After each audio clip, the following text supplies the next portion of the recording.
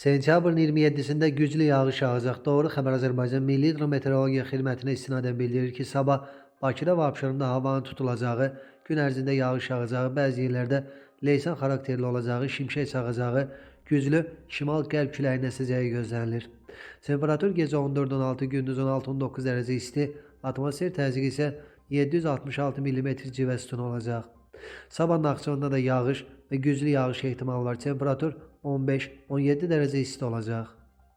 Azərbaycanın bir çox rayonlarında sabah yağış yağacaq. Bəzi yerlərdə leysan xarakterli intensiv güclü olacaq. Dolu düşəcək.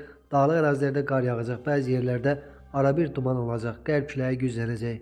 Temperatur gecə 12-16, gündüz 18-23, dağlarda gecə 3-6, gündüz 6-9 dərəcə isti olacaq.